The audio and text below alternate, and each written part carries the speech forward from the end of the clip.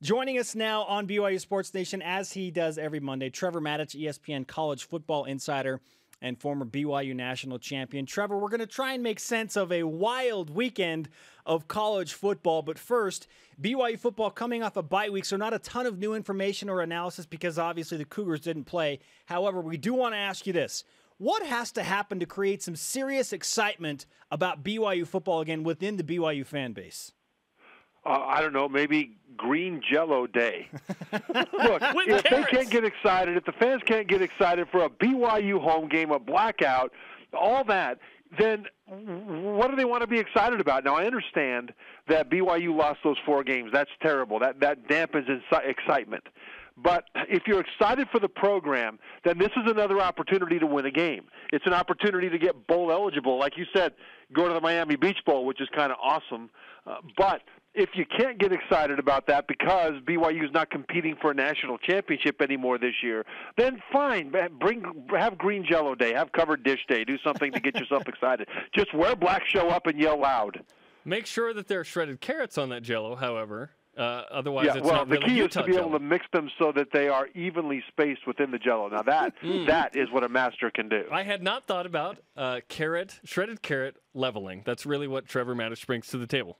Trevor, did you ever wear alternate jerseys in a game? Did you guys ever do that or want to do that? No, we never considered it. But I'll tell you this: I love the BYU blackout uniforms. Love them. Just love them. And the thing is, I probably wouldn't be the first guy to be all thrilled about wearing an alternative uniform. But if it's cool, then I'd be okay with it. Some guys, especially nowadays, since everything's so much about image and they want to post pictures of themselves in their uniform on Instagram and all that, that matters to them now. It matters to recruits now. And so really to keep up, it's important to do things like that. And some alternative jerseys and uniforms are just terrible. But BYU's blackout, going with that blue, man, that looks beautiful. Not sure. It's got a win in them now. Yeah, exactly. Not sure if you saw this, but BYU had a dance-off on Friday at practice. That was the most exciting thing of the bye week, to be honest. What did you guys ever have a dance-off or anything like that? You know, if it happened, I wasn't informed of it because people understood that I wouldn't be the guy to dance. I would just be in the audience. The thing is, it's good to do things that break things up. Sometimes, you'll have a team softball game or kickball game. Sometimes you'll start practice, go through warm-ups, and then say, everybody go shower up, we're going to see a movie. Anything different to break up the routine, especially when there have been so many frustrations. And so the fact that I haven't seen video of the dance-off, I hope somebody there actually represented well, but I like the idea. Trevor Matich of ESPN on BYU Sports Nation. Last week, Trevor, Jeff Benedict of Sports Illustrated and an award-winning author released an article called 10,000 Spirals about Steve Young and his ascension to becoming the great quarterback that he is. And he referenced an experience through Steve in a biographical state saying that Bart Oates and Trevor Matich were, when you first saw Steve, you were kind of like, oh boy, this guy stinks. Can you talk about if you've ever seen anything like Steve Young coming from where he was when he got to BYU to now the quarterback that is in the Hall of Fame? Have you ever seen anything like that? Not really. I mean, Steve, early in his career at BYU, could throw the ball through a wall. The problem is you never knew which wall he'd throw it through.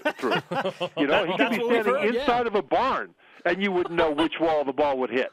And yet they wanted him to play defensive back. They wanted him running back. They wanted to move him to a position that they thought he could play.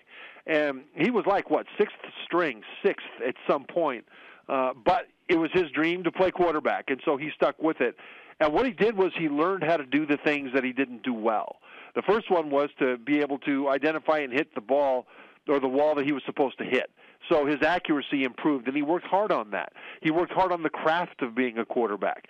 And I think if you go past BYU into the NFL, he did things with the 49ers that even Joe Montana was not able to do, like be the highest passer rated in the NFL for 2 or 3 years in a row, something that Montana never did. These are things that go beyond overpowering a defender with your physical ability into the craft of quarterbacking. And when Steve was looking uphill at half a dozen guys ahead of him on the depth chart, being told and even pressured to change positions. He knew what he needed to do to get to the top of that mountain. He identified those things and he attacked them one by one. And I think that is a great example for other people, not just in football, but in anything that you want to get done. Follow Steve's path, because it's a success principle, not just in sports, but in anything. Let's switch gears and talk national landscape right now as the college football playoff. We get closer and closer to that. Who's in your top 4 now after the shakeup over the weekend? Well, I've got number 1 still Mississippi State. Number 2, Alabama. Number 3, Oregon. Number 4, Ohio State. Wow. So if the playoff ended today, and we did not factor in conference championships because that won't be factored in until the end, right. then that would be my playoff. Right now. Okay, how about at the end of the year? Because that's a different question. Who do you think actually makes the playoff? Well, at the end of the year, we'll have conference champions factored in, and so I don't expect 2 SEC teams to make it. Now it's possible, really, but I don't expect it. And I expect either Baylor or TCU to make it in lieu of the second SEC team. The reason is that I believe that the regular season is a playoff. And if you don't win your own conference, it's because you lost a critical game somewhere along the way. And if other Power 5 champions only have 1 loss, if things are relatively equal from that standpoint, I would not elevate a 1-loss SEC runner-up over a 1-loss Power 5 championship. I would value that championship more, even if I thought that runner-up was a better football team. I think we've got to be very careful. I think the committee needs to be careful to not just say, well, who were the best 4 teams? Go back to 2010. Alabama had probably Nick Saban's most talented team in 2010. But they lost 3 regular season games, and Auburn went on to win the national championship. Well, at the end of that season, would a selection committee put that Alabama team into the playoff even with 3 losses because clearly they're the best team, they just messed up a few times? No. The regular season has to matter. And so at the end of the season, I would give heavy weight to a conference champion over a runner-up with 1 loss. ESPN's Trevor Matich with us on BYU Sports Nation. Follow him on the Twitter machine at @TMatich. All right, Trevor, I'm noticing something within your top 4 right now. No Florida State, the defending national champions, defending Heisman Trophy winner Jameis Winston. Why no Florida State? Well, I thought they probably should be in the top 4. They're undefeated. They're only one of 2 undefeated Power 5 teams with Mississippi State. But then I made a mistake. I watched the tape. And when I watched the tape, Florida State doesn't look like a top 4 team. I've got them actually at I'm going to think where I'll put them. I might put them at number 5. We'll see. But not top 4. Because on tape, Florida State looks like a team with an all-timer of a quarterback to receiver combination in Jameis Winston to Rashad Green. And the other guys don't look like a top 10 bunch. They don't execute like a top 10 bunch. I mean, they're very talented, but you've got to execute. Florida State makes the same kinds of mistakes that you see in ordinary average college football teams in terms of missed assignments, missed tackles, poor technique, not finishing plays. Not all the time, but just the typical things that you see 19 and 20-year-olds who play our game do on a regular basis. And so because of that, I don't have Florida State in my top 4. I mean, right now they're number 2, pending tonight's playoff committee release. But I have them outside of that top 4 because of that. Now, for Florida State fans that are upset about it, let me give you some backup here. Florida State, their defense is ranked 7th in the ACC. The ACC, the worst Power 5 conference in my opinion. 7th on defense in points allowed and yards per rush allowed. They are 12th in the ACC in sacks, one of the worst. That's average. On the offensive side, Florida State's running game is 8th in yards per carry. That's average. But they're first in passing and first in points scored because of Jameis to Green. And so because of that, I don't have them at 2 or 3 or 4. I have them outside of that group. True or false, TCU is better than Florida State? True. Wow. How about Baylor? That's a tougher one because I wonder about Baylor's secondary being able to stop Florida State. I would still put Florida State ahead of Baylor right now. There were a lot of great games over the weekend. Had a lot of fun watching those Saturday night. Which was the biggest surprise to you of all the games from Saturday, Trevor? Well, the biggest surprise was Ohio State going in and manhandling Michigan State.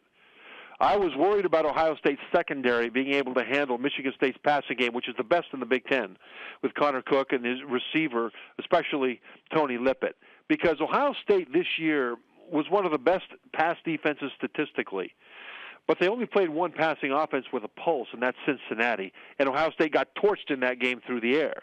So I was worried that Ohio State would not be able to handle a legitimate, really good national-class passing attack like Michigan State has. Well, they did. They were able to limit that passing attack. And then freshman quarterback J.T. Barrett for Ohio State outplayed senior for Michigan State, Connor Cook. And it seemed like the entire team on both sides of the ball finally came together and played a complete game against Michigan State on the road. And that, to me, is a fantastic game for Ohio State fans, and it was a surprise that they put it together so completely against such a good team that the Spartans were. Trevor, you've been hanging out in SEC country for the past few weeks, touring with ESPN Radio, and we have a very important question now. Did you get some gumbo or any other good local food, and did anybody take it from you this week? All right. Last week at Ole Miss, someone took my gumbo.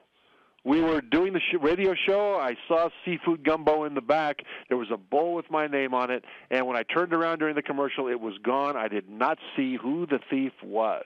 Well, this time we're at Baton Rouge. And by the way, Baton Rouge is a well-kept secret in terms of awesome food because people think all the good cooking's in New Orleans.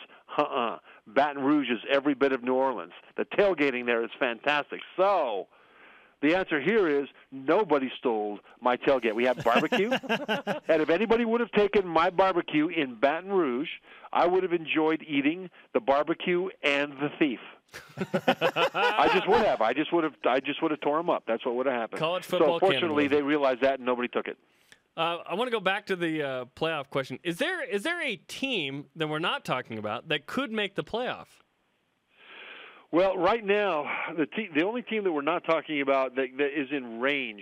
Well, I don't know that people are talking about Ohio State being in range, by the way, because they sit at number 14 right now, and people think that because they lost to Virginia Tech in the second game of the season, and because Virginia Tech after that fell off the map, people are saying that Ohio State, with that bad loss, won't be able to get in. But I think the selection committee should use their brains instead of their computer screens and spreadsheets when it comes to this. But they play Minnesota, Indiana, and Michigan. They don't have a game, right, that pops. They might match up with Michigan State again, right?